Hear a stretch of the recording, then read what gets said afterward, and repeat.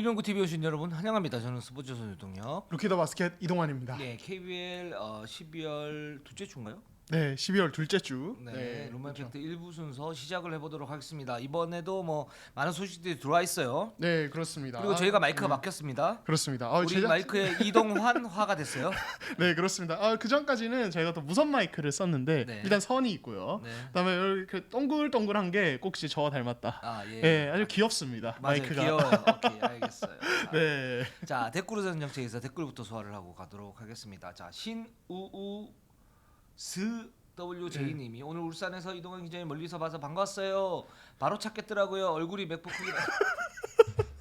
디스예요. 칭찬이. 네. 이제 요 맥북을 말씀하시는 것 같은데 네, 여기 네. 13인치거든요. 네네네. 작다고 네, 맥북이. 근데 실제로 제가 봐도 제 얼굴이랑 별로 느낌상 큰 차이가 없어요. 아, 맥북이 더 작아 보입니다.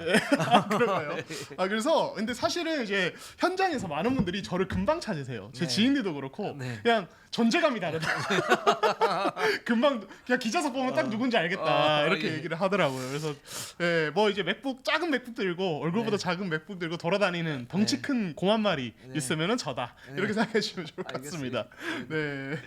자, 좋습니다. 다음. 예, 안주영님이 LG는 참 알다가도 모를 팀이네요. 이러면서 이제 삼성과 LG의 경기 지난번에 있었던 얘기도 하면서 뭐 이제 여러 가지 얘기를 해주셨는데 LG가 어쨌든 최근에 경기력이 좀 많이 올라왔습니다. 네. 올라왔다가 또 뭐 삼성전에서는 사실 좀 실망스러웠다가 다시 또 뭐 어제 경기도 괜찮았는데 결국은 졌어요. 마지막에. 졌는데 뭐 예. 잘했습니다. 네, 그렇습니다. 그다음에 맨디 B님이 까다로운 팀이 되고 싶습니다. 산성 제거 뚜근뚜 이거 DB 얘기하는 거 그렇죠. DB 얘기하는 것 같은데 예. 지금 산성 제거는 좀 하고 있고 좀 DB 차원에서 저희가 또 말씀을 갖다 좀 드릴게요. 네, 좋습니다. 그리고 제임스님이 예전 KT는 허원이 잘하냐 못하냐에 따라 승패가 다른데 지금 KT는 허원이 잘하든 못하든 출전해도 이김.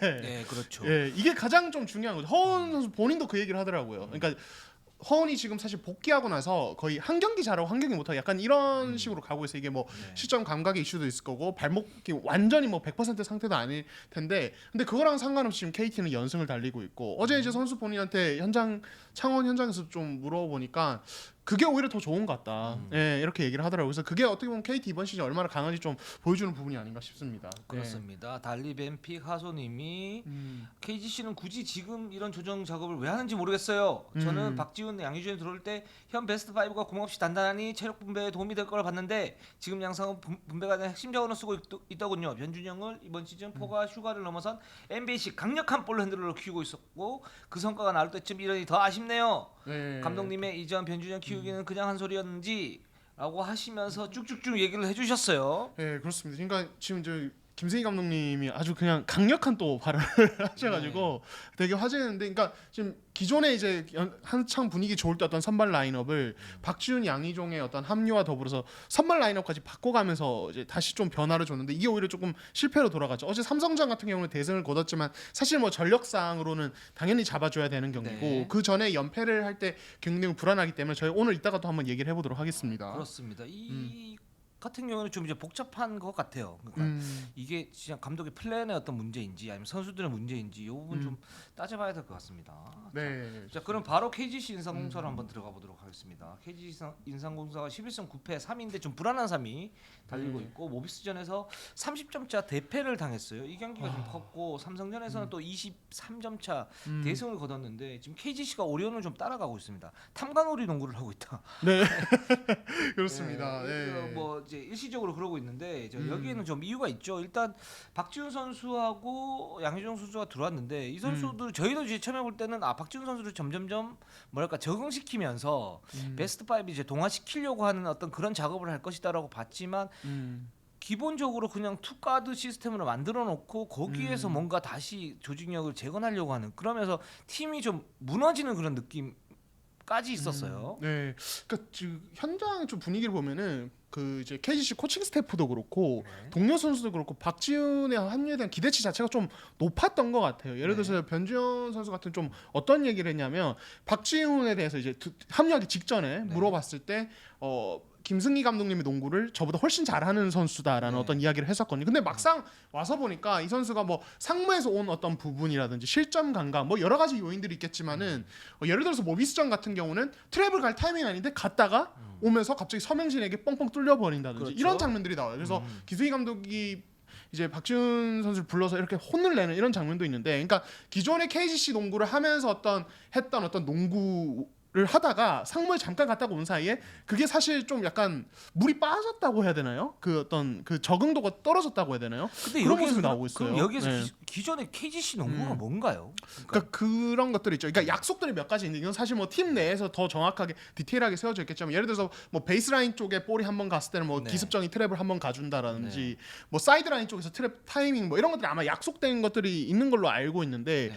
그날 이제 박지현 선수가 뭐 이 전경기도 그런데 모비스전을 좀 유심히 보니까 안 가야 되는 타이밍에 간다든지, 네. 그러니까 햇지를 갔다가 갑자기 온다든지 약간 이런 식의 헷갈리는 상황들이 있더라고요. 예, 그래서 그거 보면서 김세형 감독님이 그런 발언한 의미는 알겠는데 네. 또 이게 또 저는 한편으로는 이게 과연 박지훈 한 명의 문제인가 지금의 부진은, 이런 생각도 좀 들기도 하고 그렇습니다. 그러니까 예. 이거는 좀 자세하게 좀 살펴봐야 되는 게, 일단 그 박지훈 선수가 상무에 돌아와서 좀 힘든 상황이잖아요, 그죠? 그렇죠. 그리고 이전에 봤을 때 박지훈 선수가 뭐 KGC 농구에 특화됐다고 그러는데 기본적인 어떤 개인 역량 자체가 이 선수가 이제 뭐 완전히 주전급이고 어떤 핵심인가, 그건 또 아니잖아요. 그렇죠, 그렇죠. 그러니까 예. 박지훈 선수도 저는 이제 변준영 선수보다 뭐 낫다라고 볼 수는 없는 거고, 그냥 좋은 그냥 가드 자원 중에 한 명이다. 이 선수가 이제 그래서 이제 그 시즌 전이 아니지, 박지훈 선수 돌아오기 전에 계속 기대감을 계속 표출을 했는데, 그러면 그 선수의 어떤 몸 상태 이런 부분 갖다가 당연히 체크를 했어야 되는 거고, 거기에 대한 성향을 체크를 했어야 되는 그런 부분이잖아요, 그죠? 근데 저는 그 부분이 좀 이제 부족했다고 보고 있고, 그런 상태에 이제 돌아와서 베스트바이로 바로 기용을 하니까 당연히 못할 수 있는 확률이 좀 더 높지 않나. 근데 여기서 제가 이제 KGC 농구가 뭔가를 물어봤던 게 뭐 몰라서 물어봤던 게 아니고, 그래요. KGC 농구는 기본적인 어떤 압박, 그리고 순간적인 어떤 특정 지점에서의 어떤 그 트랩, 거기에 따른 이제 스틸, 이런 부분이 많은 그런 농구를 하잖아요. 그렇죠. 근데 이 부분이 과연 효율적인가? 이거는 좀 봐야 될 것 같아요. 최근 3, 4년 이제 뭐 KGC 찐팬분들은 많이 아시겠지만, 최근 3, 4년 KGC의 농구를 이렇게 보면 그게 성공하는 경우도 많았는데, 그 부분이 그러니까 KGC 그런 특유였던 농구 때문에 성공을 한 건지, 아니면 객관적 전력이 진짜 좋아서 성공을 한 건지, 이 부분은 제가 볼 때는 코칭 스태프가 면밀하게 좀 판단할 필요가 좀 있을 것 같아요. 예. 그것도 이제 맞는 말씀이 한 게, 그러니까 최근에 뭐 디비전도 그렇고 보면은 네. 상대 팀들이 이 KGC의 수비 스타일에 이제 준비를 다 해서 나오거든요. 네네. 사실. 예, 그러니까 근데 또 반대로 가스공사장 같은 경우는 가스공사 그걸 준비해 왔다가 KGC가 역으로 트랩을 안 하면서 가스공사가 말리면서 점수차가 확 벌어지고 이랬었는데, 그러니까 KGC가 그걸 선택 안 하느냐에 따라서 상대가 준비는 일단 무조건 기본적으로 해오니까 네. 이게 약간 경기 양상이 이상하게 갈 때도 되게 많습니다. 그래서 이런 부분이, 그러니까 저는 좀 이 완급 조절이 좀 잦았으면 좋겠어요.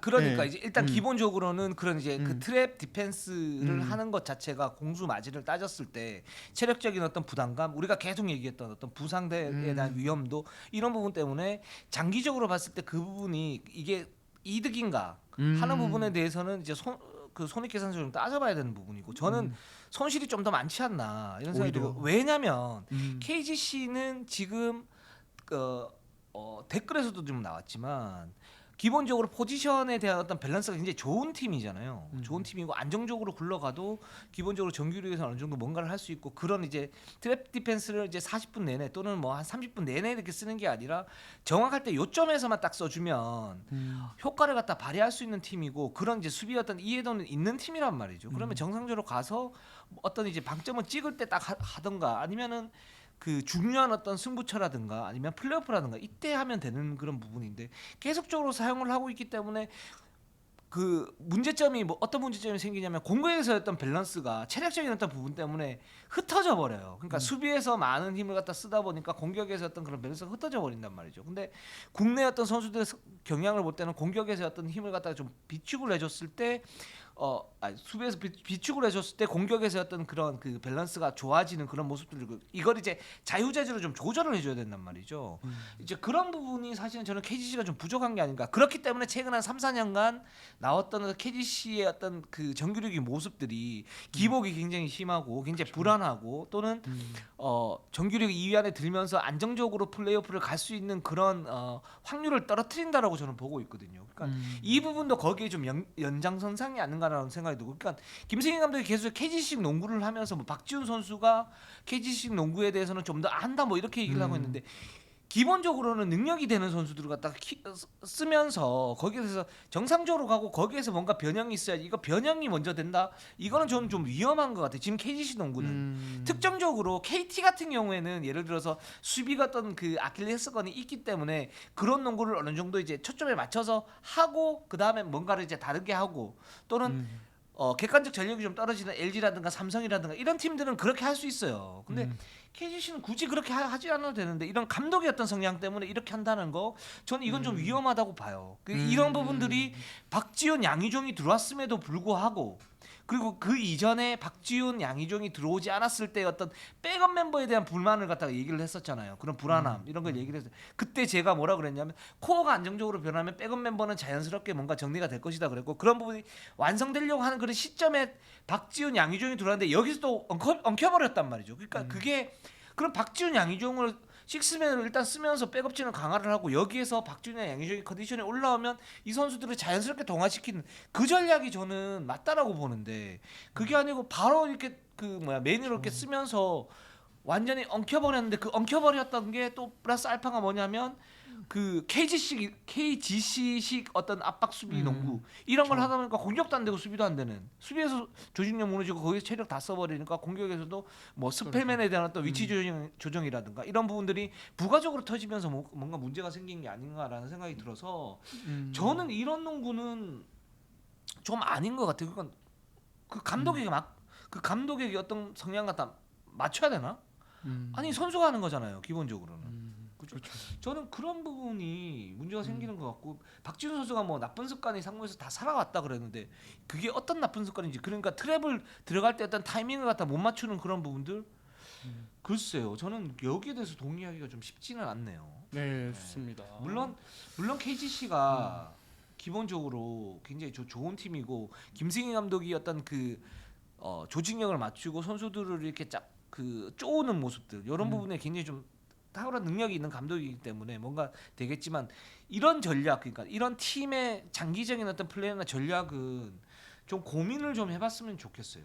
네, 좋습니다.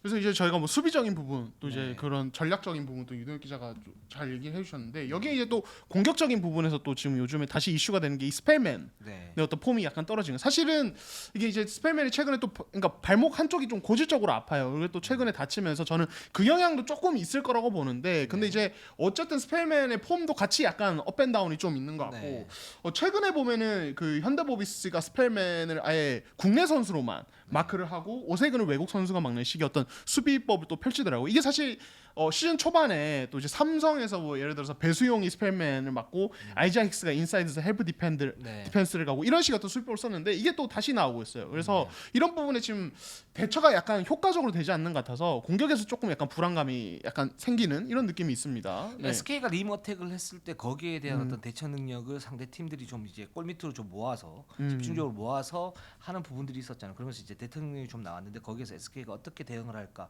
그런 부분에서 우리가 주목을 해봐야 된다 그랬는데 SK는 좀 훌륭하게 좀 풀어나가고 있고요. 그건 이제 SK전에서 말씀 갖다 드리고 KGC 같은 경우에도 스펠맨을 처음에는 잘 사용하지 못하다가 그 다음에 이제 어느 정도 전개가 된 다음에 스펠맨을 좀 안쪽으로 옮겼죠. 안쪽으로 옮기면서 볼 잡는 위치를 갖다가 이제 미드레인지 지역 그쪽으로 옮기면서 효율성 갖다 극대화시켰는데 이 부분에서 스펠맨의 어떤 약점은 분명히 있는 거죠. 어떤 약점이 있냐면 자기가 이제 설린저와 비교를 하면 기본적으로 팀 동료를 활용할 수 있는 그런 부분보다는 슛 셀렉션 자체가 좀 1대1로 하는 경향들이 분명히 있어요. 이 선수가. 그럼 이제 그걸 이제 깎아가지고 효율적으로 좀 만들어줘야 되는데 이제 그런 부분을 하고 있다가 여기에서 뭐 간단했었죠. 그러니까 위치 이동을 이제 외곽에서 미드레인지 쪽으로 하고 거기에서 이제 어떻게 사용을 했냐면 이동환 기자 말대로 국내 선수를 붙이고 거기에서 스펠맨이 돌파를 할 때 외국인 선수가 이제 헬프 블락커로 이렇게 오면서 뭔가를 하는 거. 이제 근데 그 부분이 이제 또 숙제가 생긴 거죠. 근데 이 부분에 대해서 그럼 풀어야 되는 문제잖아요. 근데 이 부분을 푸는 거를 기본적으로 여기에서 그럼 스펠맨이 이렇게 왔을 때 나머지 선수들의 어떤 위치 조정을 해주거나 거기에 대해서 디테일한 어떤 패턴을 갖다 만들어주거나 오세근과의 어떤 하이로 게임을 좀 더 이제 원활하게 한다든가 뭐 이런 이제 그 옵션들이 있는데 그렇죠. 해결할 수 있는 옵션들인데 그거보다는 지금 KGC 어떤 그 초점은 박지훈 양희종이 들어왔을 때 어떤 그 조직력 자체가 지금 터지고 있는데 그 부분을 갖다 맞추는 거에 하고 있으니까 이 스펠맨에 대한 어떤 그 상대에 대한 대응 이 부분에 대해서도 전혀 이제 신경을 못 쓰는 그런 구조로 지금 가고 있는 것 같아요. 그렇습니다. 네. 예. 그래서 지금 보면은 사실은 이 KGC가 지난 시즌 뭐 설린저 왔을 때부터 보면은 그러니까 이 외국 선수가 일종의 어느 정도 미끼가 되어서 네. 다른 국내 선수의 동반 이제 파생 효과로 그렇죠. 이제 뭐 전성현이나 뭐 변주영도 그렇고 오세근 특히 오세근 쪽에서 뭐 오세근 같은 경우는 지난 시즌부터 거의 받아먹기 집중하는데 이 효율이 거의 극강이란 말이에요. 그렇죠. 근데 이제 상대 팀들이 이제 사실 설린저 때는 거의 뭐 알고도 못 막는 수준이고 이 선수의 BQ가 너무 뛰어났으니까 근데 스펠맨은 설린저에 비해서 그런 부분에서 좀 디테일한 어떤 약점들이 있으니까 이 선수의 디테일한 약점들을 이용해서 어느 정도의 수비 벽만 세우면은 파생 효과까지 차단이 가능하겠다라는 판단이 이제 다른 팀들이 좀 서는 거죠. 그렇죠. 그러니까 그 이제 약점 중에 하나가 방금 말씀하신 그런 아이솔레이션 빈도나 네. 그냥 갑자기 던지는 페이스업 점퍼 이런 네. 것들 비중이 높은 거. 그래서 이런 부분은 이것도 결국에는 또 KGC가 계속 고민을 해봐야 되는 부분이에요. 한번 성공적으로 깎았는데 이게 다시 또 이제 약간 스펠맨의 다시 성향이 스멀스멀 나온다든지 네. 그리고 상대 팀들이 뭐 체력이나 부상 이런 이슈를 가지고 더 집중적으로 그 수비법 다시 가지고 온다든지 이런 상황들이 나오니까 좀 고민이 많이 될 것 같습니다. 네. 예, 그런 부분은 제가 볼 때는 SK가 어떤 그 리머텍에 대한 부분에 대해서 지난 현대모비스전에서 이제 미드레인지 지역에서 이제 그 위브 동작, 그 위브 플레이를 많이 했는데 뭐 이런 부분들을 이제 좀 참고를 하면 좀 될 것 같아요. 그렇다면 그건 이제 알고도 못 막는 어떤 패턴을 만들어줘야 되는 그런 부분이고 물론 그게 좀 잘 안 될 수는 있지만 이제 그런 식으로 하고 거기에 대해서 스펠맨의 약점을 최소화해줘야 되는데 이제 그런 부분에 대한 작업이 없다라는 거죠. 지금 KGC는 네. 이런 좀 문제점이 있는 거고 저희가 뭐 KGC에 대해서 계속 이렇게 좀 비판을 하긴 했지만 사실 경기 내용이 좀 안 좋았었고 그렇죠. 근데 이 부분은 이런 부분에 대한 숙제가 저는 그렇게 생각이 들어요. KGC가 지금 멤버 자체가 보면 정말 나쁜 멤버가 아니고 이 선수들이 기본적으로 공수의 어떤 밸런스를 갖추고 있는 그런 멤버들인데 그래서 다른 팀들보다는 KGC가 좀 더 안정적으로 갈 수 있는데 안정적으로 못 가니까 저희가 좀 안타까운 마음에서 이렇게 말씀을 갖다 드리는 건데 이런 부분에서는 좀 고민을 좀 해봤으면 좋겠어요. 네, 좋습니다. 그렇습니다. 그리고 그다음 자 오리온으로 한번 가보도록 하겠습니다. 자 탐관오리 농구회 원조 우리가 원조 맛집이다. 탐관오리. 네, 그렇습니다. 지금 시즌 성적 현재 11승 10패 4위고요. 최근에 연승을 달리다가 이제 SK KCC에 다시 패하면서 또 연승 연패 뭐 이렇게 좀 또 사이클이 또 타고 있어요. 예. 오리온이 그 탐관오리 농구 좀 미안합니다. 오리온 팬들한테 좀 미안한데 좀 이게 비유를 그렇게 비유가 했는데. 그렇죠. 예. 근데 LG전에서 자 89대 66 23점 차로 이겼어요. 자 네. V팀 뭐 뺏어 먹을 게 있다고 23점 차로 이겨. 그냥 거의 되게 원사이드한 경기였어요. 그냥 그렇죠. 처음부터 끝까지 되게 무난하게 쭉 벌리면서 오리온이 역시 이 팀은 약팀은 확실하게 잡는구나. 네, 그렇죠. 그런 생각이 뭐 사실 새로운 게 보인 경기는 아니었고. 그리고 여지없이 SK한테 패합니다. 리그 2위 팀한테. 지금 제가 그 2라운드까지 기록을 봤을 때 아마 그 SK, KT 그리고 KGC 상대로 오리온이 그때 1승 5패인가 뭐 네. 거의 그럴 거예요. 그러니까 네. 상위 세네 팀끼리 대결은 거의 웬만하면 진다라고 봐야 되고. 그러니까 그럼 이게 어디서 나오는 거냐? 잠깐만요. 여기에서 네. 여기에서 어라? 그런데 KCC한테 88대 91로 졌어요. KCC 암행어살 만난 거죠. 이제 암행어사 출두한 거네요. 네, 네, 탐관오리 암행어사. 잡으러. 네, 암행어살 만난 거죠. 전주에서 온 암행어사. 네, 그렇습니다. 그렇습니다. 그거 하려고 지금 계속 그 얘기 하신 거예요. 예. 중간에 끌어가지고 제가 네. 어제 볼까 이제 타이밍을 봤는데. 그렇습니다. 제가 그때 전에 이제 파악을 못하고. 아닙니다. 예. 알겠습니다. 그래서 KCC 어제 진짜 연장까지 가는 혈투였는데 마지막 좀 아쉽게 패했는데 근데 지금 오리온이 저희가 뭐 계속 시즌 개막 후부터 라둘리차 이슈도 계속 얘기를 하고 이러는데 결국에는 이제 지금 교체로 가닥을 잡았습니다. 지금 이제 그렇습니다. 마커스 데릭슨 지난 시즌 KT에서 시즌 초반에 잠깐 뛰었던 이 선수가 현재 입국을 한 상태고 자가격리가 끝나는 대로 합류가 될 예정입니다. 네. 지난 시즌 저희가 이제 마커스 렉스를 갖다 얘기를 할 때 슈팅 능력만큼은 이견이 없는 그런 선수다. 음. 가장 강력한 어떤 3점 슈터가 될 것이다. 그렇죠. 저희가 이렇게 얘기를 했었고 1m 98에 113kg 스트레치형 빅맨이죠. 그렇죠. 그리고 이제 페이스업 능력도 괜찮은 편이고 또 외곽 슛이 기본적으로 너무 탁월해요 이 선수는. 맞아요. 네. 근데 이 선수가 지난 시즌 KT에서 이제 이탈을 할 때 어떤 약간 미스테리하게 이탈을 했었죠. 그렇죠. 그러니까 처음에는 그러니까 상대팀 선수 충돌이 있어서 약간의 뇌진탕 증세가 있어서 어지러워서 못 뛰다가 이제 나중에 이제 계속 이제 검사를 받아본 거죠. 검사를 받았는데 이제 검사를 해보니 이제 이상은 없다 했는데 그 뒤에도 계속 본인은 어지럽다 이렇게 하다가 결국에는 KT가 계약을 해지를 한 이런 선수였고 그 이후에 데릭슨이 팀이 없었다고 해요. 계속 무적 신세로 있다가 이번에 오리온에 온 게 이제 처음입니다. 그 이후에 어떤 프로팀에 들어가는 게. 그래서 이거에 대해서 좀 현장에서 약간 의문의 시선이 있어요. 몸 상태가 과연 정상이겠느냐. 네네. 그렇게 나갔던 선수가. 네. 근데 일단 강일준 감독이 이제 이제 어떤 말로는 진단서를 확인하면 정상이고 체중은 지난 시즌에 KT에 합류할 때보다 오히려 한 10kg 정도 빠져 있다. 이렇게 이야기를 해서 근데 또 이거는 사실은 지켜봐야 알 수 있는 부분입니다. 그렇죠. 예, 그래서 이건 좀 확인을 한번 해봐야 될 것 같아요. 실제 몸 상태가 어떨지 물론 자가격리 기간을 감안해야겠지만은 컨디션은 어떨지는 좀 봐야 될 것 같습니다. 네. 그러니까 왜 데릭슨이가 했을 때는 사실 이제 공격력 보강을 위해서 영입을 했다라고 강국정 감독이 그렇게 얘기를 하고 있는데 그러면서 이제 이정재나 박진철 선수를 기용을 많이 할 계획이다라고 얘기를 하고 있거든요. 그러니까 이게 뭐냐면 자 할러웨이가 있을 때는 뭐 이승현 선수를 쓰고 이제 베스트 5로 돌리고 그리고 데릭슨이 왔을 때는 데릭슨이 공격을 갖다 이끌면서 나머지 백업 센터를 갖다 잘 활용을 하면서 골 밑에서 어떤 그 수비 약점을 갖다 메우겠다 이런 부분인데 괜찮아요. 괜찮은데 근데 이 선수가 그러면 예를 들어서 베스트 5하고 만약에 같이 뛸 때 이 상태에서는 이승현 선수가 그 용수가 또 될 수 있는 거죠. 그렇죠. 네. 예. 이 부분은 좀 지켜봐야 될 것 같긴 해요. 그렇죠. 네. 결국에는 또 이승현의 수비 부담이 커지면은 이건 뭐 자연스러운 현상인데 당연히 공격에서 기여도가 조금 떨어지거나 이런 부분은 있을 수밖에 없으니까. 그리고 이승현이 단순히 뭐 수비에서 하는 역할이 매치업상 뭐 막아야 될 때 외국 선수를 1대1로 막는 것뿐만 아니라 2대2 수비에서 위크 사이드 헬프 디펜스나 뭐 해치 이런 것들은 사실은 국내 어떤 선수도 이 선수 못 따라갑니다. 최고의 수비수예요. 리그 최고의 수비수라고 저는 생각하는데 빅맨 중에서. 근데 그런 부분에서 가뜩이나 그런 걸 많이 하는 선수가 외국 선수 대인마크까지 했을 경우에 공격에서 약간의 폼 하락은 가능한 부분이고 그렇죠. 이렇게 됐을 때 데릭슨이 사실은 그럼 대신에 공격에서 그거를 메워줘야 되거든요. 그 네. 폭발력으로. 네. 근데 과연 데릭슨이 이게 가능할까? 이거는 또 지켜봐야 될 부분인 이게 거죠. 긍정적인 부분은 어떤 부분이냐면 이제 포가 하나 늘어난 거예요. 확실한 포 하나가. 그러니까 여기에 보면 이정현도 있고 뭐 이대성도 있고 뭐 3점슛 쏠 수 있는 여러 그렇죠. 선수도 있지 않습니까? 그렇죠. 이승현 선수도 쏘고 네. 그렇기 때문에 좀 더 이제 그 다양한 공격 루트를 가지고 갈 수는 있겠다라는 생각이 머피가 들어왔을 때는 기본적으로 이제 정상적인 어떤 그 멤버에서 공격을 하다가 그 다음에 상대에 따라 가지고는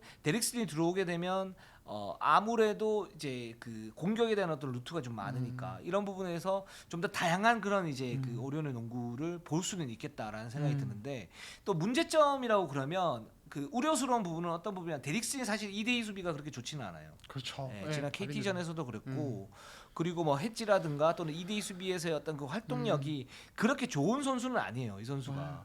그냥 농구를 어떻게 보면 작년에 봤을 때는 이 선수가 농구를 좀 굉장히 요령 있게 하는 선수이고 클러치 상황에서의 어떤 슈팅 효율은 괜찮은 선수이긴 한데 수비에서는 약간 내실이 좀 떨어지는 그런 성향의 선수이거든요. 그래서 KT가 그때 데릭슨을 갖다 지명을 했을 때 그리고 1순위로 지명을 했을 때도 그런 부분에 대한 어떤 걱정들이 좀 있었었고 그런 부분이 초반에 나왔다가 내진탕 증세가 걸리면서 이제 퇴출이 되면서 그런 부분을 확인을 갖다 못했는데 이제 이 부분에서 그러면 만약에 이 선수가 머피 할로웨이 선수가 나가고 그 이 선수가 딱 들어왔을 때 어떤 베스트 5하고 뛴다 이랬을 때 이제 과연 가드진하고 어떤 2대2 호흡이 잘 맞을 수 있을까? 가뜩이나 2대2 수비에 대해서 오리온이 지금 상태가 그렇게 좋지는 않은데 라는 부분하고 그다음 두 번째 데릭슨을 만약에 백업진의 어떤 에이스로 이제 활용을 한다라고 그랬을 때도 이제 그런 문제점들이 계속 생기는 거죠. 그러면서 또 어떻게 얘기를 할 수 있냐면 이 선수가 와서 수비에 대한 공헌도가 부족하다 골밑으로 좀 더 이동해라 그러면 이건 또 안 맞는 거죠. 그렇죠. 이제 요런 이제 어떤 부작용이 나타날 수도 있는 그런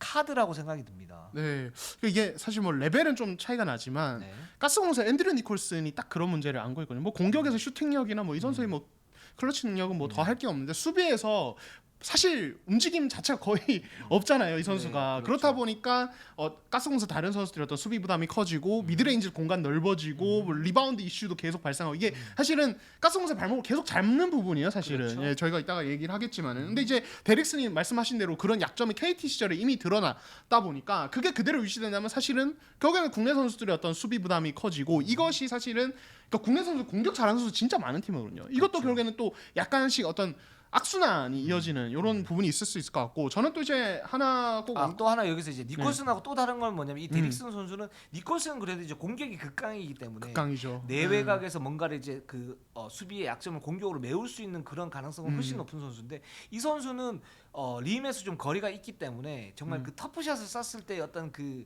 효율이 떨어질 수도 있어요. 맞아요. 네.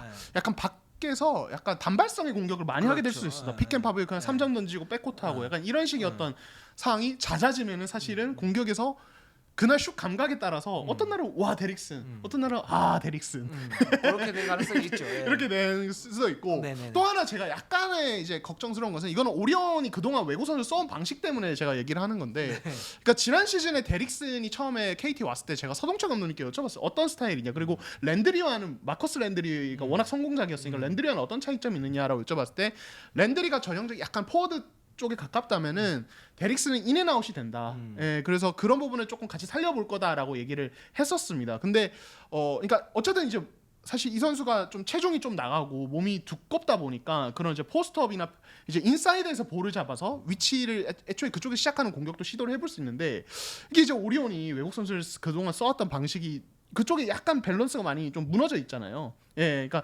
그래서 만약에 데릭슨을 그런 식으로 사용할 빈도를 높였을 때 이 상황은 어떻게 벌어질 것인가? 오히려 외곽의 단발성 공격이 줄어들고 이 선수의 어떤 1대1 능력이 약간 더 돋보이는 상황이 될 것인가? 네네. 아니면은 그냥 되게 답답한 어떤 인사이드에서 어떤 포스트 공격이 나오다가 그냥 같이 그냥 팀 전체 공격이 죽어버리는 상황이 나올 거죠. 이런 것들도 좀 저는 궁금하긴 하거든요. 그렇습니다. 네. 그래서 데릭슨 선수가 일단은 오리온의 변수가 될 수가 있고 뭐 긍정적인 부분과 부정적인 부분이 함께 공존하는 카드다.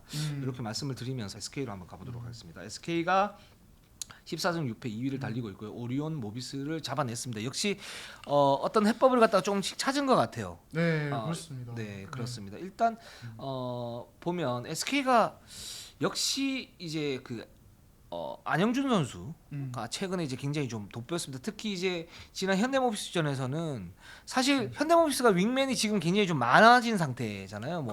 뭐 지금 손가락 꼽아봐도 최진수, 김국찬, 이유석, 그다음에 박지훈 여기에 뭐 또 누가 있나? 많죠. 예, 굉장히 많죠. 정성호 선수도 있고, 정성우도 있고, 김양현 신민석 선수도 선수도 있고, 신민석. 있고, 예. 많은데 그냥 접수를 했습니다. 네, 네. 그렇습니다.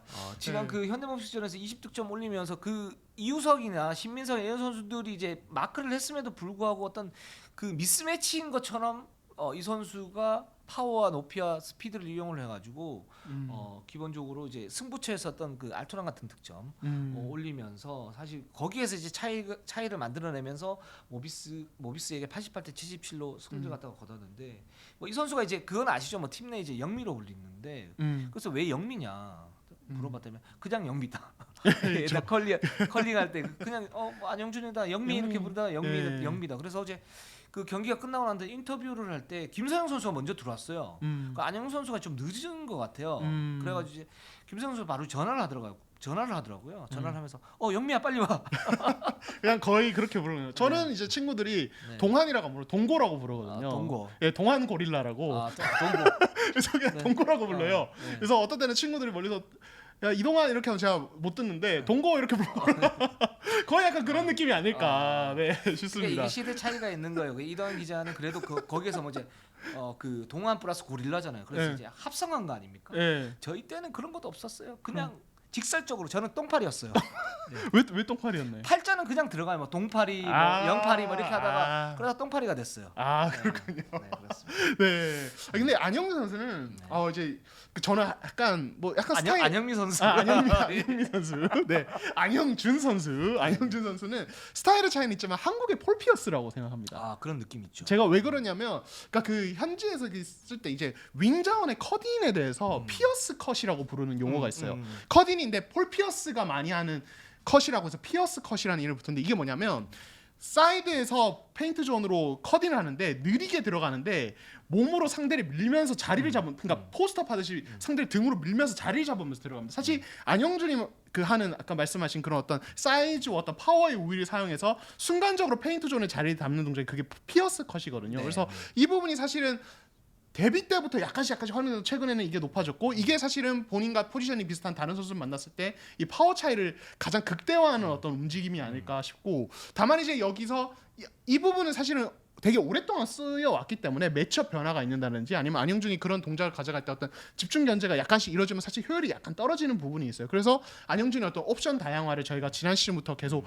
좀 얘기를 했던 거고 앞으로도 좀 과제가 아닐까 이런 생각이 좀 들어요. 네. 그렇습니다. 이 안영준 선수가 이렇게 보면 올 시즌에 그 득점 빈도가 굉장히 기복이 심해요. 그 이게 상대에 따라 가지고 상대나 아니면 팀 플레이에 따라서 자신의 어떤 득점대나 아니면 데이터가 좀 이제 기복이 좀 심하다라는 얘기인데 그 이유가 뭐냐면 일단 이 선수가 좀 약한 부분이 볼 핸들링. 볼 핸들링인데 어떤 볼 핸들링이냐면 그러니까 최근에 NBA의 포지션은 예전에 클래식한 농구는 이제 뭐 5개로 이제 나눴지만 지금은 3개 정도로 이제 완전히 구분이 됐잖아요. 그러니까 그렇죠. 포인트 가드와 슈팅 가드를 묶어 가지고 이제 메인 볼 핸들러, 핸들러. 또는 여기 이제 스몰 포드까지 갈 수도 있는 거고 뭐 예를 들어 케빈 두란트가 볼 핸들러 역할을 하지 않습니까? 메인 그렇죠. 볼 핸들러 역할을 하고 그다음에 이제 윙맨, 그렇죠. 그다음 빅맨이 있는데 근데 이제 그렇기 때문에 이 선수 같은 경우에는 그런 어떤 메인 볼 핸들링에 대한 어떤 역할을 좀 더 많이 받아야 되고 또 여기에 대한 어떤 기술이나 이런 부분을 갖다 좀 많이 가지고 가야 돼요. 그래야 이런 기복이 줄어들 수 있는데 그렇지 않고 이 선수가 잘할 때 보면 미스매치를 활용을 해서 뭔가 이제 자기가 득점을 만들어내고 수비도 열심히 하는데 그렇지 않은 경우는 수비는 굉장히 탄탄하기 때문에 어떤 팀에 마이너스는 안 되는데 공격에서 어떤 존재감이 좀 떨어져요. 맞아요. 그 부분이 어떤 부분이냐면 스트레치를 갖다 해줘야 되기 때문에 그래서 SK 어떤 리머텍 전술을 해서 스트레치 갖다 좀 해줘야 되고 그 스트레치를 해주게 되면 그냥 단순한 어떤 그 슈팅 자원 3&D의 어떤 슈팅 자원화 되는 그런 경향이 있거든요. 맞아요. 그게 이게 왜 그러냐면 코칭 스태프에서도 아마 이제 많은 이제 고민을 했을 거예요. 그 시즌 전에 안영준 선수에 대한 그 영미에 대한 어떤 비중을 갖다 늘려야 된다. 늘려야 되는데 이 늘리기 위해서는 어떻게 늘려야 되느냐 이렇게 봤을 때는 사실 가장 좋은 방법은 볼 핸들링의 어떤 그 빈도를 갖다 늘리는 거거든요.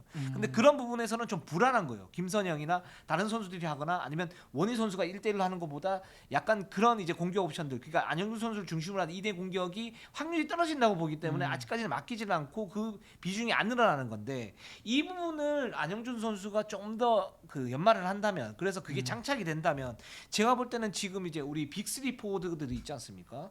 송교창 그다음에 저기 양홍석 예. 안영준 이렇게 예. 이제 일단 셋이 있는데 안영준 선수가 거기에서는 어떤 존재감 측면에서는 굉장히 실속이 있는데 가장 좀 떨어져요. 그렇죠. 이제 이런 부분 때문이니까 이 부분을 어떻게 발전을 시키느냐 뭐 올 시즌이 안 되면 다음 시즌에도 발전시키냐 이 부분이 안영준 선수의 어떤 가치를 갖다가 좀 더 극대화시키느냐 마느냐의 어떤 기로 그 기준이 될 것 같습니다. 그렇죠. 그러니까 결국에는 이제 지배력을 얼마나 키우느냐에 그렇죠. 대한 네. 문제인데, 그러니까 SK가 또 이 안영준의 어떤 이 지배력 키우는 게 중요한 이슈인 이유가 뭐냐면, 그러니까 저희가 뭐 지난주에도 좀 얘기를 했지만 원희의 어떤 불안함, 그리고 최준영의 기복. 예, 그러니까 이런 것들이 있잖아요. 그러니까 원희와 최준영의 빈도가 공격에 어떤 너무 잘 풀려서 그쪽에 너무 빈도가 높아졌을 때 어떤 부작용들이 사실은 이번 시즌 굉장히 잘하는 시즌인데도 그게 자꾸 튀어나오면서 이제 불안하게 경기를 갈 때가 많으니까 사실 그럴 때 안영준의 어떤 볼 핸들링 어떤 능력이 안정적이어서 그쪽에 어떤 비중을 높여서 안정적으로 경기를 제3의 4의 옵션을 풀어갈 수 있으면 사실은 SK를 상대팀을 막는 게 되게 힘들어져요. 그 SK 객관적 전력이 올라가는 거죠. 그렇죠. 애초에 완전 또 한 단계 올라가는 팀이 되기 때문에. 근데 이게 아마 코칭 스태프가 그렇게 하지 못한 이유는 분명히 있을 거라고 봅니다. 아마 이제 코칭을 하는데 안영준이 어떤 성장 속도가 생각보다 그 파트에서 조금 느린다든지 안영준 그 파트에서만. 예, 안영준 본인도 거기에 대해서 아직 자신감이 없는 부분도 분명히 있을 테고 아마 현장에서 그렇게 하지 못하는 이유가 있을 텐데 이게 장기적으로는 결국에는 그 방향으로 가긴 가야 된다. 저도 그 부분에 적극 동의를 합니다. 그렇습니다. 네. 뭐 3&D 요원으로 이제 머무는 게 아니라 안영준 선수도 그런 얘기를 했었거든요. 비시즌 때 제가 좀 이제 물어보니까 비시즌 때 이제 훈련을 좀 많이 했는데 그런 부분이니까 볼 핸들링에 대한 부분이라든가 2대 공격에 대한 부분에 대한 어떤 그 연말을 좀 하긴 했다. 근데 그게 이제 뭐 단기간에 확 올라가고 그런 부분은 아니잖아요. 그러니까 예전에 이제 샌안토니오 시절에 이제 카와이 레너드 같은 경우에 처음에 이제 3&D였다가 그다음에 이제 완벽한 에이스로 이제 탈바꿈하지 않았습니까? 맞습니다. 그게 사실은 메인 볼 핸들링을 하면서 2대2 공격에서의 자기의 어떤 그 존재감을 확보를 하면서 그러면서 이제 그 팀의 에이스로 완전히 굳건하게 선 건데 이제 그런 부분들을 좀 이제 참고를 하면 좋을 것 같습니다. 카와이 영미가 됐으면 아 그렇죠. 좋겠네요. 영미를 넘어서 카와이 영미. 네. 예. 좀 더 변형을 시키면 일본어 가와이. 가와이. 귀엽다. 가와이 영미. 가와이 영미. 귀여운 네. 영미가 되면 네. 정말 좋을 것 같아요. 네, 좋습니다. 귀여운 네. 영미. 귀여운 영미가 목표였으면 참 좋겠습니다. 네, 좋습니다. 그 다음에 원희 선수에 대한 지금 이제 의존도가 좀 이제 높아지는데 이게 그 팀 전술적인 어떤 변화가 살짝 있어요. 그러니까 리머텍 전술이 저희가 잘 안 된다고 그랬었을 때 여기에서 저는 해법 중에 하나가 뭐냐면 그 위부 동작을 이렇게 하잖아요. 위부는 원래 외곽에서 이제 직무를 짜듯이 한 사람이 핸드오프 플레이를 하고 또 한 사람이 다시 핸드오프 플레이를 하면서 직무를 짜듯이 크로스를 이제 옮겨가는 그런 건데 그러면서 뭐 여러 가지 이제 옵션을 갖다 노리는 건데 이거를 미드레인지 지역으로 옮겨와서 여기에서 원희, 안영준, 최준용, 김선영 선수가 번갈아 가면서 순간적으로 위부를 해요.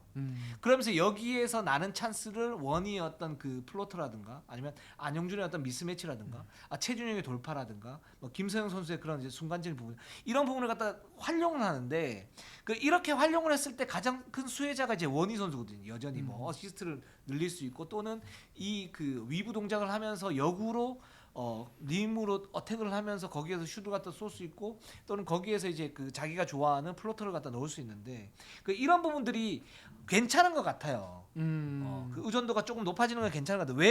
왜 괜찮은 것 같아요? 원래 의존도가 높아진다라는 것은 어떤 한 선수에 대해 의존을 한다는 건데 이 한 선수에 대해 의존하는 그건 결과물이고 과정 자체가 기본적으로는 어떤 디테일한 패턴에 의한 약속된 플레이로 나타나는 부분이 괜찮은 것 같은데 이런 부분에서는 안영준이나 최준영, 김선영의 어떤 그런 조력 역할이 조금 더 필요하지 않나라는 생각이 듭니다. 그러니까 비중이 높더라도 그 활용하는 방식이 단조롭지 않다면은 그렇죠. 이건 사실은 파생 효과가 나오는 맞죠. 방식이네. 근데 단조로워지면 이제 파생 효과 없이 그냥 그 선수 뭐 이제 소위 말하는 몰빵이 돼 버리는 거죠. 완전히 다른 얘기가 되니까요. 그렇죠. 그뭐 예를 들어서 뭐 브루클린에 뭐 하든이나 듀란트 뭐 이렇게 있다. 또는 이제 어떤 절대적인 에이스가 하나 있다. 이렇게 했을 때 그 선수가 공격을 많이 하긴 하지만 다른 선수들의 위치 조정을 정확하게 좀 해주고 여기에 스크린을 어떻게 설 것인가, 몇 도에 설 것인가 이런 부분에 대해서 다 계획을 하고 나오잖아요. 그렇죠. 이제 그런 식의 어떤 그 디테일이 숨어 있는 거니까 이런 부분은 좀 더 보면 좋을 것 같습니다. 네, 좋습니다. KT로 한번 가보도록 할게요. KT가 16승 5패 1위를 갖다 달리고 있고 현대모비스, DB, LG를 모두 잡아냈습니다. 아, 네. 지금 현재 8연승 중이고요. 어제 LG전 사실은 3분 남기고 12점 차 앞서고 있다가 제가 이제 기차표를 끊어놨었거든요. 네. 이제 마음 편하게 이제 마음을 하고 있는데 갑자기 동참이 돼서 시겁했습니다. 네. 기차표 취소해서 수수료 물까봐. 예, 그래서 허원 선수에게 고맙다는 말씀. 전하고 싶고 네, 네. 별 쓸데없는 얘기를 좀 했는데 우리 허훈 선수가 이동환 기자에게 한 3,500원 정도 벌어줬네요. 예, 5,000원이었어요 수수료가. 네, 그게 클러치 넣을 때 5,000원이었어요. 제가 확인할 때. 아이스 아메리카노 한 잔을 선물해줬네요. 그렇죠. 그래서 제가 다음에 기회 되면 허훈 선수께 아이스 아메리카노 쏘겠습니다. 잡설하고 잡설은 그만하고 이제 KT가 지금 8연승을 달리고 있는데 역시 그 기반은 수비다. 이 팀의 수비력이 너무 공고합니다. 지금 이제 저희가 지난주 그 이제 세 경기 실점을 보면 다 실점 초중반 대예요. 그러니까 수비 자체가 워낙 단단하고 서영철 감독도 이 LG전 앞두고 체력적인 이슈가 있지만 선수들의 공격 얘기는 안 하고 수비만 강조했다라고 얘기할 정도로 현재 KT는 수비적으로 지난 3년과는 완전히 다른 팀이 되어 있다라고 얘기를 할 수 있을 것 같아요. 네. 그렇습니다. 그 KT의 어떤 핵심적인 수비 법이 있죠. 네, 그렇습니다. 그러니까 KT가 사실 뭐 저희가 뭐 해치도 많이 하고 뭐 트랩도 많이 한다 뭐 이런 얘기를 했지만은 이번 시즌은 요 손질을 통한 어떤 턴오버 유발 이런 것들이 굉장히 많습니다. 특히 뭐 DB전이 정말 눈에 띄었는데 DB가 사실 시즌 평균 턴오버 한 11개, 11점 한 2개 정도 나오는데 이날 16개를 했어요. 그리고 그거를 KT가 그냥 역습투정으로 마구마구 싸우면서 점수가 확 벌어졌습니다. 이 경기가. 근데 그때 보면은 DB가 뭐 핸들러든 빅맨이든 좀 이제 공격을 펼치다가 페인트 좀 가까이 들어오면은 그때부터 위크 사이드 아니면 바로 앞에 있는 마크맨부터 해서 전부 다 손으로 훅훅 공을 훑어버려요. 근데 여기서 DB가 턴오버를 확 범하면서 이제 격차가 벌어졌는데, 그러니까 KT가 이번 시즌에 어떤 보여주는 이런 수비 사실 지난 3년 동안 사실 보이지 못했던 거거든요. 그래서 그 요인이 뭘까? 어떻게 KT가 이번 시즌 이렇게 할 수 있는 걸까 생각해 보면 역시 두터운 뎁스 이게 가장 큰 강점이에요. 사실은 이 손질이라는 것이 리스크가 기본적으로 따라요. 맞아요. 예, 잘 되면은 스틸이지만 사실 스틸이 한 경기에 막 엄청 쏟아지진 않잖아요.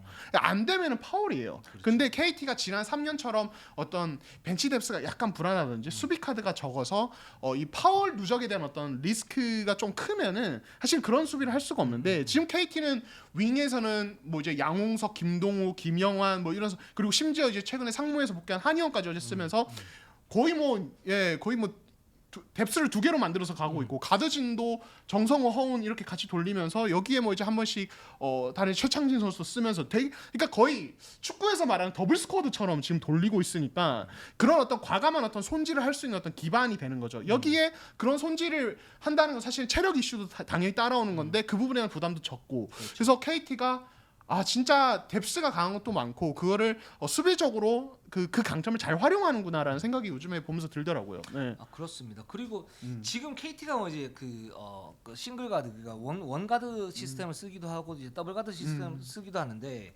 이 부분이 좋은 건 뭐냐면 일단 정성우 선수가 있고 그리고 허운 선수가 여기에서 수비에서 어느 정도 이제 초점을 갖다 맞추면서 수비가 진짜 굉장히 좀 탄탄해졌어요. 또는 원가드를 쓸 때는 기본적인 다른 4명들이 굉장히 높이와 스피드를 갖춘 어떤 멤버지 않습니까? 그렇죠. 게다가 거기에 이제 양홍석 선수가 있고 그리고 하윤기 선수도 뭐 여전히 괜찮고요. 여기에 라렌 마이어스 이렇게 돌아가면서 이렇게 뛰고 있기 때문에 기본적인 어떤 리치나 높이에서 떨어지지가 않아요. 오히려 이제 상대를 갖다가 좀 뭐랄까 비교 위에 있는 부분들이 있고 거기에서 이제 적극적인 어떤 스틸을 하면서 로테이션을 갖다 돌려버리니까, 그러니까 높이도 높은데 활동력 자체가 좋아요. 맞아요. 좋으면서 그런 수비에 대한 어떤 강점들이 있으니까 이런 디플렉션 디펜스가 전체적으로 효과를 갖다 발휘를 하고 있고 안정적으로 좀 돌아가고 있는 거 아닌가라는 생각이 듭니다. 네, 좋습니다. 그리고, 그렇게 되면서 이제 허운 양홍석의 어떤 수비 어떤 역할이 커지는. 그러니까 사실 지난 시즌에도 이 두 선수는 베스트 5 중에서 두 자리를 차지했는데, 그러니까 그때 아쉬웠던 것이 KT는 어떻게 베스트 5 2명을 데리고 계속 6강밖에 안 되느냐라던 얘기가 그냥 팬들 사이에서 나왔잖아요. 네. 근데 이번 시즌은 어떤 뎁스가 탄탄해지면서 허운 양홍석의 어떤 말씀하신 대로 수비 비중이 높아지고 이 선수들의 어떤 클러치 능력까지 체력 안배와 동시에 같이 올라가니까 그냥 이 팀은 이제는 거의 허점이 사실 거의 보이지 않는 상황까지 온 것 같아요. 네. 그러니까 허웅과 양홍석이 지난 시즌까지는 어떤 느낌이 있었냐? 조금 덜 익었다. 그 어떤 부분이냐면 굉장히 많이 뛰어요. 한 35분 정도 이렇게 뛰면서 공격도 많이 하는데 이제 그런 수비에서 간간히 이렇게 놓치죠. 이제 그 부분이 이제 치명타로 돼서 돌아와요 나중에. 그러면서 4쿼터 클러치 때 이 두 선수가 체력적인 어떤 부담감 또는 슛 셀렉션의 아쉬움 뭐 이런 부분 때문에 KT가 거기에서 좀 이렇게 떨어지는 경향들이 있었는데 지금은 어떤 거냐면 기본적으로 내실이 이게 탄탄한 느낌이에요. 그러니까 호나우 양홍석이 수비에 강조점을 딱 주고 있으니까 칼 2개가 뒤에 그냥 있는 느낌이에요. 공격에서는 이 두 선수의 어떤 그 능력을 갖다 의심할 수는 없으니까. 그렇죠. 네. 그리고 이 두 선수가 어떤 그래비티 효과로 인해서 다른 선수들이 공격에서 이제 딱 이렇게 해줘요. 그러면서 이 선수들도 출전 시간을 조금 줄이고 여기에서 수비에 대한 어떤 그 강화를 갖다가 하면서 공격에서 어떤 옵션 자체가 많아지는 그런 부분이니까 이게 이제 순기능이죠. 그래서 계속 말씀드렸지만 허운의 의존도를 떨어뜨리는 거, 그리고 양홍석에 대한 어떤 그런 부분 내실화를 기하는 거, 이게 지금 나오고 있어요. 그렇습니다. 예. 그래서 이 팀은 지금 요즘의 어떤 경기력이나 내용을 보면은 웬만해서는 안 미끄러지겠다는 생각이 들거든요. 진짜 거의 허점이 거의 보이지 않는. 그러니까 설사 뭐 이제 한 번씩 뭐 어제 LG전처럼 갑자기 뭐 슈팅 난조가 있다든지 뭐 백투백 일정으로 체력 이슈가 좀 있더라도 기본적으로 너무 튼튼하게 지금 그 어떤 공수 구조가 만들어져 있어서 그래도 이기지 않을까라는 생각이 드니까요. 네. 그러니까 KT가 지금 현대모비스 75대 72로 이겼는데 이게 22점 차, 22점, 23점 차까지 뒤지다가 역전한 거잖아요. 네. 그리고 이제 LG전 같은 경우도 75대 73을 승리했는데 이때 이제 허운 선수가 사실은 그 4쿼터 승부처에서 한 3번 정도 이제 공격을 실패합니다. 그러면 예전 같으면 KT가 이제 거기서 말리면서 져요. 맞아요. 지는 경향이 많았어요. 그랬는데 이번에는 그냥 뒤집잖아요. 그리고 허운이 어쨌든 그 현대모비스전에도 결정적인 3점 슛, 그리고 여기에서도 이제 결승골을 넣지 않습니까? 그렇죠. 그러니까 이런 부분에 그 힘이 생긴 거는 뭐냐면 이런 탄탄한 구조에 있고 이 탄탄한 구조 속에서 어떤 재능 농구, 그러니까 그 임팩트를 갖다 한 방 딱 줄 수 있는 그런 농구를 지금 하고 있다. 이게 지금 좀 바람직한 어떤 그 시스템으로 가고 있는 거 아니냐라는 생각이 듭니다. 네, 좋습니다. 마지막으로 삼성으로 한번 가보도록 하겠습니다. 자, 삼성 네. 힘듭니다. 예, 6승 15패 10이고요. 지난 3경기 또 이제 모두 패했습니다. 네. 삼성은 사실 지금 뭐 부상자 많은 거예요. 제가 계속 말씀드렸고 이제 뭐 천기범도 또 다치고 그래서 사실 뭐 KCC 전부터 보면 뭐 김동량도 나오고 거의 뭐 선수들 거의 있는 선수 거의 다 끌어쓰는 어떤 이런 되게 안타까운 상황이 벌어지고 있습니다. 네. 아, 그렇습니다. 그래서 삼성이 일단 그 로빈슨 선수가 이제 합류를 할 것 같아요. 다음 주 이번 주부터죠? 네, 그렇죠. 녹화가 지금 13일인데 13일날 이제 비자 접수를 하고 이번 주 출전이 가능하다고 얘기를 했어요. 그러니까 늦어도 이번 주 뭐 주중에는 이제 나올 수 있을 것 같고, 근데 로빈슨 선수가 지금 자가격리를 한 상태이기 때문에 지금 팀 훈련을 못한 그런 상태이고 몸 상태는 좋은데 자가격리 한 10일 했기 때문에 근력이 살짝 빠진 상태. 그래서 팀 적응을 하기에는 좀 시간이 조금 더 필요하다. 근데 이 선수가 기본적으로는 굉장히 저돌적이고 우리가 지난주에 뭐 많이 분석을 해드렸지만 굉장히 저돌적이고 골 밑에서 어떤 그 공헌도가 있는 그런 선수이기 때문에 들어오게 된다면 오셰프 선수와 함께 뛰었을 때 골 밑에서 어떤 안정감 이런 부분에서는 도움이 좀 될 수 있다라는 생각이 들고, 천기범 선수도 부상을 당했는데 이번 주말 정도에 출전이 가능하다고 그래요. 그러니까 이제 이 삼성이 다시 이렇게 그 반등을 할 수 있는 그런 요소들은 있는데 문제는 지금 DB KCC 인삼공사전에서 패할 때 오셰프 선수 혼자 뛰었었잖아요. 그런 뭐한 5분에서 10분 정도 이제 국내 선수들이 뛰었었는데 그래서 패할 수 있는 건 당연한 건데 문제는 똑같은 패턴으로 진다는 거예요. 삼성이. 그쵸. 예. 이거는 좀 약간의 문제가 좀 있지 않나라는 생각이 듭니다. 예. 선전을 하다가 결국에는 벌어지고 그리고 이제 그 선수 기용 자체가 아직도 약간의 베테랑의 초점이 맞춰져 있는. 그러니까 뭐랄까, 그러니까 뭐 KCC전 같은 경우로 보면은 나름 잘했어요. 그러니까 좋은 디펜스를 거의 위주로 쓰고 오셰프가 기여도가 되게 높았고 오셰프 되게 잘해줬고 이날은 임동섭도 터져줬고, 근데 이제 결국에 보면은 체력 이슈도 있고 뭐랄까, 그러니까 유망주들의 퍼포먼스는 거의 나오지 않는. 그러니까 뭐랄까요, 그러니까 나름 선전은 맞는데 장기적으로 봤을 때 지금의 삼성의 어떤 경기 내용들이 장기적으로 뭔가 얻어지는 게 있는가를 봤을 때는 사실은 별로 없는 것 같아요. 두 가지죠. 예. 저는 이제 이미지가 첫 번째는 삼성이 패할 것 같아. 뭔가 반등은 없을 것 같아. 근데 잘 싸웠어. 젖잘싸 같아. 그다음에 두 번째는 그냥 지금 상황을 그냥 꾸역꾸역 막고 있는 느낌. 이게 어떤 의미가 있을까? 그러니까 장민국, 임동섭을 계속 많이 기용을 하는데 그 지금 포메이션 자체가 그렇거든요. 오셰프를 넣고 김시라가 있어요. 그리고 장민국, 임동섭이 있어요. 그리고 거기에 김현수를 써요. 뭐 예를 들어서. 그리고 나머지 좀 돌리는데 이원석이나 뭐 차민석이나 이런 선수들 좀 이제 늦게 나와요. 그렇게 나오는데 그러면서 계속 진단 말이죠. 근데 이 멤버상으로는 사실 질 수 있는 확률이 높아질 수밖에 없고, 당연히 상대도 어떻게 생각하면 지역방어를 쓰겠구나. 그럼 지역방어를 쓰는데 처음에는 고전할 수 있다. 뭐 석점이 안 들어가면. 근데 결국은 석점이 중요할 때 터지고 뭘 하면서 승리를 갖다 거둘 수 있는 확률이 높아져. 이렇게 다 예측이 가능한 어떤 농구를 갖다 하고 있단 말이죠. 그렇죠. 이 부분이 좀 문제이고, 그래서 이제 임동섭, 장민구, 김현수를 이렇게 투입을 하는데 이 세 선수가 뭐 좋은 선수인 건 맞지만 뭐 어떤 흐름을 갖다 완벽하게 이제 바꿀 수 있는 그런 선수들은 아니잖아요. 그러니까 삼성은 지금 상황에서 이렇게 패할 수 있는 건 맞는데 여기서 어떤 의미 있는 실험을 갖다 좀 해봐야 되는 거 아닌가라는 생각이 듭니다. 뭐 예를 들어서 이원석을 갖다가 좀 많이 쓰면서 경험치를 먹여준다든가. 그리고 차민석이 지금 보면 여전히 이제 모든 면에서 좀 부족하기 때문에 의미 있는 활약을 갖다 못 하고 있는데 이 선수에 대해서는 저는 설정을 좀 해줬으면 좋겠어요. 그러니까 이 선수를 정말 3.5번으로 키울 건지 아니면 4번으로 키울 건지. 근데 실제적으로 이 선수의 어떤 신체 구조나 아니면은 그 어떤 테크닉이나 이런 점을 보면 내외각을 함께 할 수 있는 그런 선수로 키워야 되고, 그렇게 되면 이제 순발력을 좀 늘려줘야 되거든요. 그러면 그렇게 되면 이제 몸 신체 구조를 어느 정도 바꿔줘야 돼요. 그러니까 뭐 한국가스공사에서 얘기하는 속근육. 지금 DB의 강상재 선수가 그런 부분에서 효과를 좀 보고 있거든요. 뭐 예를 들어서 체지방을 좀 줄이고 몸무게를 좀 줄이면서 순발력이 그러면 조금 늘어나고, 그렇게 되면 외곽에서 어떤 경쟁력이 좀 살아나고, 그렇게 되면 미스매치를 만들 수 있는 그런 확률이 높아지고, 즉 이제 안영준이나 송교창이나 또는 그 양홍석 같은 어떤 타입의 선수를 갖다 만들어줘야 되는데 지금 이도 저도 아니게 됐어요. 그러니까 차민석 선수를 기용을 할 때는 거의 4번처럼 기용을 하거든요. 맞아요. 이런 부분이라든가 이런 거에 대한 어떤 장기 포석을 좀 가지고 갈 필요가 있지 않을까. 삼성을 지금 삼성 팬들이 제가 볼 때는 6강 가라라고 하지는 않을 것 같아요. 부담도 그렇죠. 그렇고 그러니까 미래를 좀 보여주자. 근데 미래를 보여줄 때는 어떤 차민석이나 이원석이나 차민석이나 이 두 선수를 뭐 2차돌 듀오 뭐 이렇게 부르기도 하는데 이 선수들이 어떻게 커나가고 거기에서 기존의 선수들하고 어떻게 좀 잘 맞춰지는가 이런 부분들을 보고 있고 또 삼성은 기존의 어떤 틀에서 좀 벗어나서 뭐 어떤 다른 농구 그러니까 올 시즌 초반에 했던 그런 좀 저돌적인 그런 농구 이런 농구를 원하는데 다시 회귀를 하고 있는 거거든요. 작년하고 똑같이. 그렇죠. 예. 그래서 그런 부분에서 좀 뭐 패할 수는 있는데 똑같은 패턴으로 패하는 거는 좀 문제가 좀 있지 않나라는 네. 생각이 들어요. 그러니까 어쨌든 차민호 선수는 고졸 얼리고 뭐 이원 선수는 나이가 이제 조금 뭐 있다고는 하지만 어쨌든 이 선수도 얼리로 나온 선수이기 때문에 얼리의 장점이 뭡니까? 물론 훈련을 미리 프로에서 체계적으로 하는 것도 강점이지만 실전 경험 자체가 레벨이 다른. 그러니까 외국 선수가 뛰는 무대를 뛰어본다는 자체가 완전히 다르거든요. 특히 이런 그렇죠. 장신 선수들한테는. 그렇죠. 근데 경험치를 먹여줄 필요가 예. 있어요. 물론 단점들이 있습니다. 차민 선수 그 애매함 그리고 이상민 감독이 지적한 이원석의 어떤 1대1 수비 문제라든지 어떤 디테일의 약간의 불안함.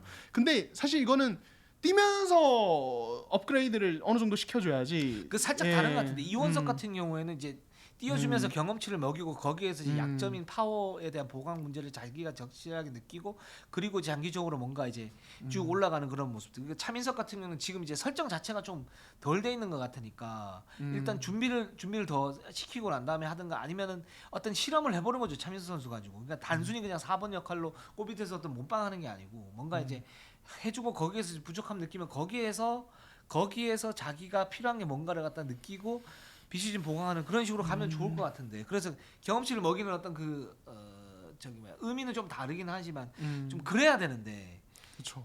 똑같은 패턴으로 똑같은 선수들을 넣고 똑같이 져요. 그러니까요. 이게 그래서 삼성이 그럼 이번 시즌 뭐 어려운 부분 많아서 끝나고 다음 시즌에 그러면은 어떤 리빌딩이 계속 잘 이어져서 다음 시즌 반등을 조금 할 것인가를 봤을 때 사실 지금까지 치른 경기 내용들을 보면은 다음 시즌에 이원석 차민석이 잘할까? 지금까지 봤을 때는 별로 경험치가 안 먹여져서 성장폭이 안 보여서 지금 바로 또 기대도 그렇게 크게 안 되거든요. 이게 사실은 삼성이 지금 시즌을 치르는 상황에서 어떤 보여주는 문제점이 아닌가. 그러니까 기대를 가지게 좀 만들어줘야 될 것 같아요. KCC가 송교창 선수가 풀타임 출전하고 난 다음에 MVP 레벨로 이제 급성장을 하지 않았습니까? 물론 이제 잠재력이 워낙 좋았던 선수이기도 한데 근데 이원석 선수도 그 정도의 잠재력은 있단 말이죠. 차민석 선수 같은 경우에도 그런 이제 어떤 몸 상태에 대한 어떤 부분 그리고 포지션에 대한 부분을 갖다 목표를 딱 설정을 하고 딱 갔을 때는 이 선수가 발전할 수 있는 여지가 있는데 지금은 이도저도 아닌 그런 플레이를 하고 있단 말이죠. 그러니까 그런 부분에 대한 혼란함을 정확하게 찝어주고 그 목표를 갖다 정확하게 찝어주면서 뭔가를 이 두 선수를 끌어올렸을 때 이 두 선수에 대한 어떤 그 기대도 또는 이 두 선수를 중심으로 한 어떤 플랜을 형성시킬 수 있거든요. 이제 그런 부분이 좀 필요하지 않나 삼성은. 거기 이제 김시래가 있고 외국인 선수가 한 명 있다면 예를 들어서 임동섭이나 장민국이나 김현수 선수를 주전으로도 쓸 수 있지만 백업으로도 쓰면서 뭔가 이제 조합을 맞출 수 있는 그런 가능성이 높아지는데 지금은 이도저도 아니라는 거죠. 그쵸. 이런 부분이 좀 문제인 것 같습니다. 네, 삼성은 좋습니다. 그런 부분에서 고민을 갖다가 좀 많이 했으면 좋겠어요. 네. 자 오늘 방송은 여기까지 하겠습니다. 우리는 항상 최선을 다하겠습니다. 자 네이버 유튜브 구독 좋아요, 알람. 감사합니다.